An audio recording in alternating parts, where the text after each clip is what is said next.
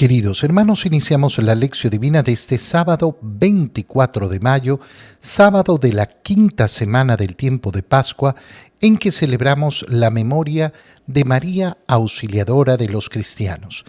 Por la señal de la Santa Cruz de nuestros enemigos, líbranos, Señor Dios nuestro, en el nombre del Padre, y del Hijo, y del Espíritu Santo. Amén. Señor mío y Dios mío, creo firmemente que estás aquí, que me ves, que me oyes. Te adoro con profunda reverencia, te pido perdón de mis pecados y gracia para hacer con fruto este tiempo de lección divina. Madre mía Inmaculada, San José, mi Padre y Señor, Ángel de mi guarda, interceded por mí. Al continuar la lectura del libro de los Hechos de los Apóstoles, leemos hoy el capítulo 16, versículos 1 al 10. En aquellos días, Pablo fue a Derbe y luego a Listra. Había allí un discípulo llamado Timoteo, hijo de padre griego y de madre judía cristiana. Timoteo gozaba de muy buena fama entre los hermanos de Listra e Iconio. Pablo quiso llevarlo consigo y lo circuncidó en atención a los judíos de aquellas regiones, pues todos sabían que su padre era pagano. En todas las ciudades por donde iban pasando, daban a conocer las decisiones tomadas por los apóstoles y los presbíteros de Jerusalén para que las pusieran en práctica. De esta manera las comunidades cristianas se fortalecían en la fe y el número de creyentes aumentaba cada día más. Como el Espíritu Santo les había prohibido predicar la palabra en la provincia de Asia, Pablo y Timoteo atravesaron Frigia y Galacia. Al llegar a los límites de Misia, se propusieron ir a Bitinia, pero el Espíritu de Jesús no se lo permitió. Entonces atravesaron Misia y llegaron a Troade. Por la noche Pablo tuvo una aparición. Vio a un macedonio que de pie ante él le rogaba: «Ven a Macedonia y ayúdanos». Después de esta visión, determinamos salir para Macedonia, convencidos de que Dios nos llamaba a predicar allí el Evangelio. Palabra de Dios.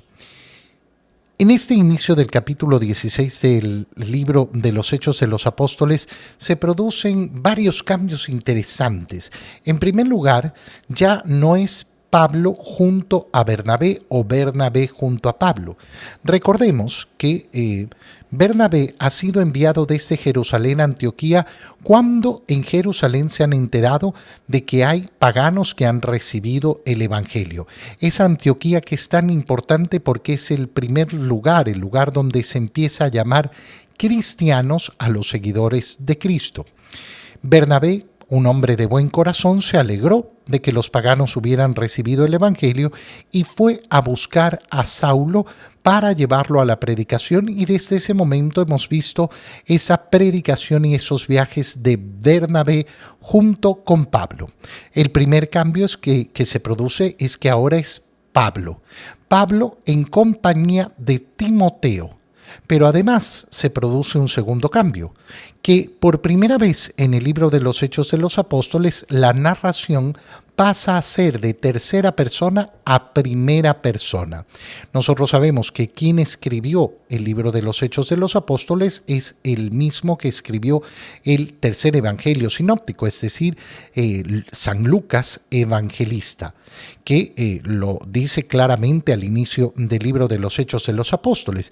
En mi primer libro, querido Teófilo, te escribí sobre esto, ahora voy a escribir sobre esto otro.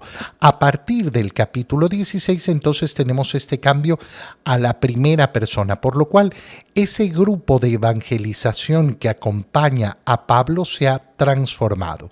Ahora, fijémonos en un detalle importantísimo. ¿Por qué? Porque nos dice que Pablo fue a Derbe y luego a Listra y había allí un discípulo llamado Timoteo. Al cual después lo va a dejar como obispo y le va a dedicar varias cartas que también forman parte de esas cartas canónicas, es decir, de aquellas que forman parte de las escrituras sagradas. Timoteo es hijo de padre griego y madre judía cristiana. Judía, es decir, descendiente de Abraham, perteneciente al pueblo de Israel, pero convertida al cristianismo y casada con un griego, es decir, con un pagano, uno que no pertenece al pueblo de Israel. Timoteo goza de buena fama. Y entonces Pablo quiso llevarlo consigo y lo circuncidó. ¿Por qué es importante este detalle? Porque recuerda lo que hemos venido leyendo los últimos días. Cuando llegaron a Antioquía unos discípulos que dijeron que los paganos se habían convertido, que habían entrado a la fe, que se habían convertido en cristianos, tenían que circuncidarse para poder entrar en el reino de los cielos. ¿Qué hizo Pablo? Pablo empezó una discusión violenta, sumamente dura. Esa discusión, ¿en qué se ha transformado? En ese concilio de Jerusalén, cuando Pablo y Bernabé fueron a Jerusalén para poner este asunto delante de los apóstoles, y se decidió esa decisión tan maravillosa, tan sabia. No tienen que circuncidarse, porque la iglesia no tiene que exigir más allá de lo estrictamente necesario. Y sin embargo, inmediatamente después de que hemos leído esto, leemos cómo Pablo escoge a Timoteo para que lo acompañe y lo circuncida. ¿Acaso Pablo es un hipócrita? No, de ninguna manera. Y es tan importante entender esto. ¿Por qué? Porque Pablo no ha dicho en ningún momento que la circuncisión en el pueblo judío o la circuncisión de cualquier persona sea un pecado. En ningún momento. En ningún momento les ha dicho a los judíos: dejen de circuncidarse. No ha propuesto esto. ¿En qué ha estado en contra Pablo? En que digan que la circuncisión era necesaria para la salvación. Esto es lo que no acepta Pablo.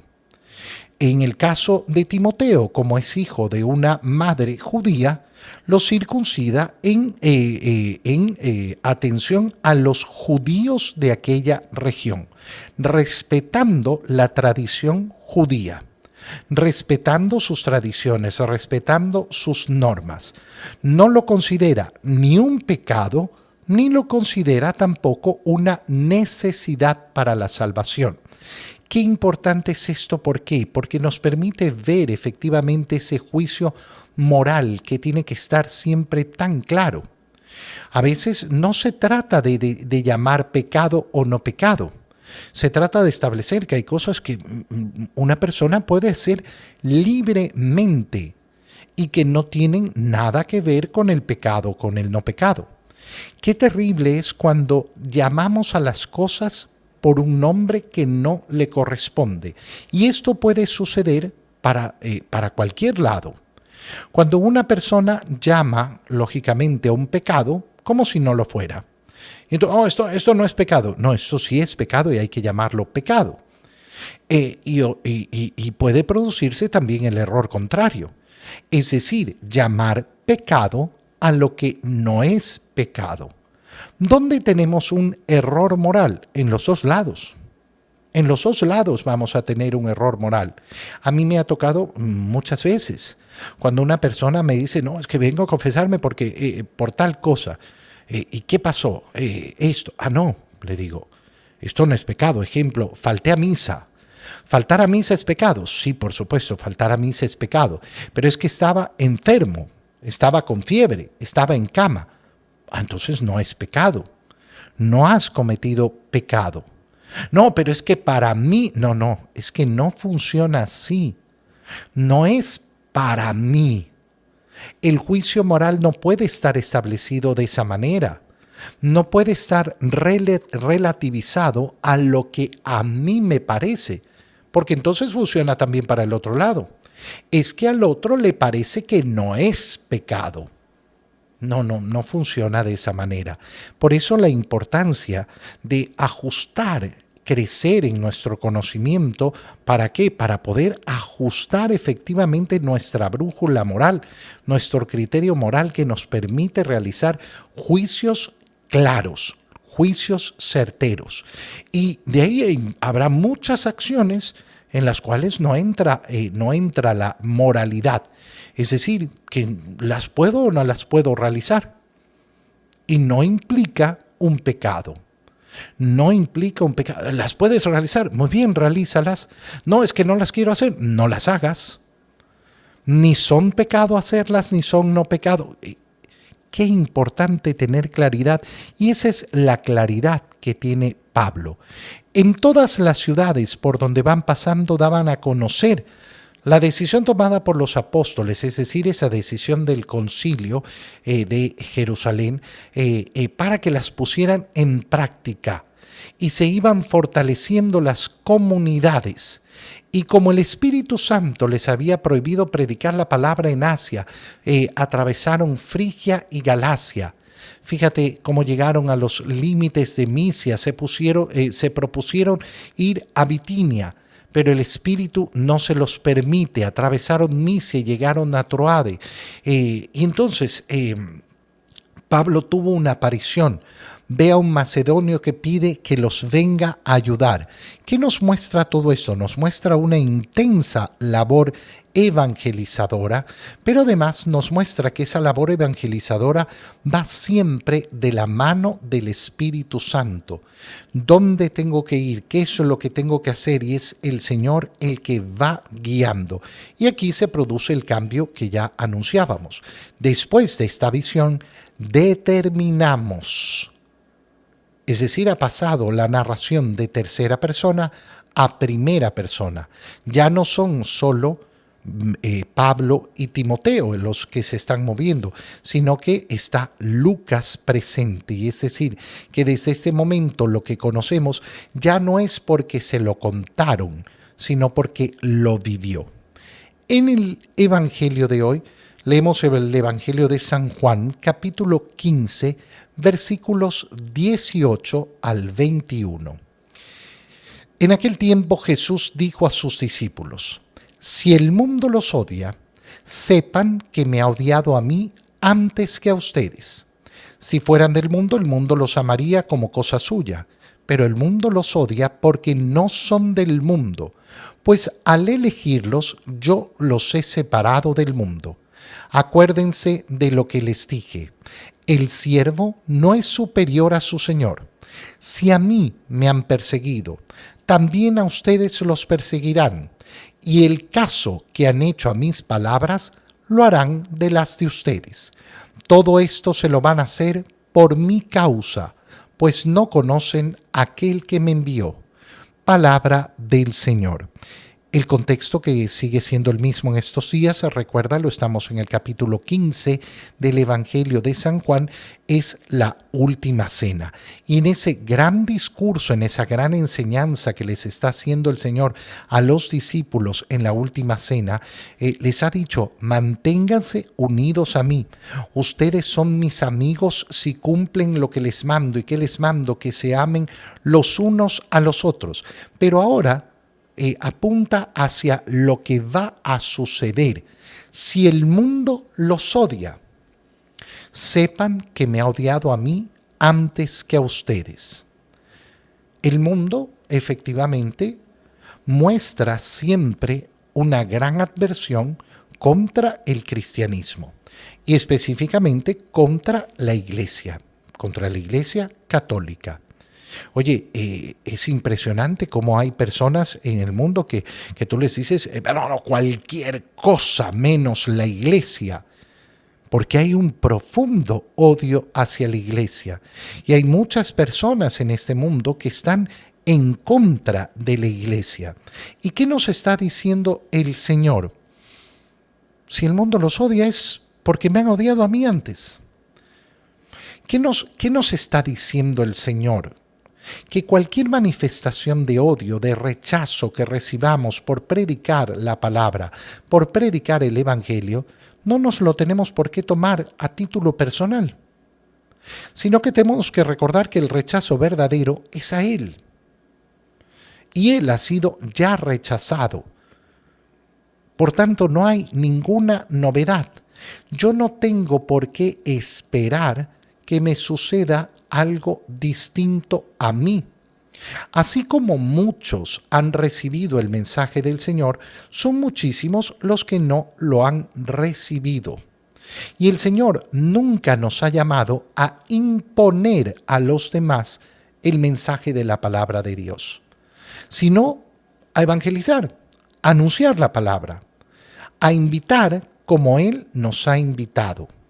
Qué importante es esto porque sucede muchísimo que las personas están en guerra contra el mundo. Yo no estoy en guerra contra nadie. No, pero es que el mundo, ay, que miren, qué desastre lo que sucede. Yo no estoy en guerra. No estoy en guerra contra nadie. Si el mundo no quiere aceptar la palabra de Dios, si muchas personas no la quieren aceptar, yo no tengo por qué enojarme, no tengo por qué vivir con un espíritu combativo. El combate es espiritual, el combate es personal, el combate es contra el pecado mío. Yo soy el que tengo que estar en guerra y efectivamente poniéndome la vara en alto y teniendo como aliento el deseo de la santidad personal. Si esa lucha por mi santidad personal ilumina al resto, bendito sea Dios, que entonces ilumine a las demás personas para que caminen el camino del Señor. Jesús explica, si fueran del mundo, el mundo los amaría como cosa suya. Mira esta frase porque esta frase nos tiene que llevar a una reflexión tan profunda. ¿Cuántas veces queremos marcar el camino de la evangelización de acuerdo a lo que a la gente le gusta? Si ustedes fueran de este mundo, el mundo los amaría como cosa suya. Y vemos constantemente esto. No, es que la iglesia debería hacer esto para que los jóvenes entonces se acerquen más y que no sé qué. ¿Darles qué cosa? Lo que a ellos les gusta. Claro, si les damos lo que a ellos les gusta, efectivamente nos van a amar. Pero lo que a ellos les gusta posiblemente no los conduzca al Evangelio. Hay que tener mucho cuidado. Porque cuando uno pretende ser simplemente un movimiento de masas, bueno, eso es lo que hacen muchos en este mundo, mover masas, y mover masas a través de la música, mover masas a través de los espectáculos, mover masas a través de las cosas que agradan a todos. Pero eso no significa estar predicando el Evangelio. El Evangelio interpela lo más íntimo de la conciencia del ser humano. Si la predicación del Evangelio se vuelve simplemente un cúmulo de cosas que nos agradan y nos gustan, ¿en qué momento se convierte en esa interpelación? En ese llamado profundo al alma, en ese llamado profundo a la conversión. El mundo los odia porque no son del mundo. Pues al elegirlos, yo los he separado del mundo. Acuérdate lo que acaba de decir el Señor antes. No son ustedes los que me eligieron, yo los elegí. Y ahora nos está diciendo, al elegirlos, los he separado del mundo. Y ustedes no pueden ser superiores al siervo, ustedes no pueden ser superiores a su Señor porque son siervos. Y si a mí me han perseguido, también a ustedes los perseguirán. Y el caso que han hecho a mis palabras, lo harán sobre las suyas. Todo esto se los van a hacer por mi causa, pues no conocen a aquel que me envió. Así que no se preocupen, no se lo tomen a título personal. Pero qué importante la luz para saber qué es verdaderamente la evangelización. La evangelización no es hacer las cosas de acuerdo al gusto del mundo. No es darle al mundo lo que quiere el mundo. La evangelización es anunciar la palabra del Señor. Te doy gracias, Dios mío, por los buenos propósitos, afectos e inspiraciones que me has comunicado en este tiempo de lección divina. Te pido ayuda para ponerlos por obra. Madre mía Inmaculada, San José, mi Padre y Señor, Ángel de mi guarda, interceded por mí. María, Madre de la Iglesia, ruega por nosotros. Queridos hermanos, que el Señor los bendiga, los cuide y los proteja en el nombre del Padre y del Hijo y del Espíritu Santo. Amén. Un muy feliz día para todos.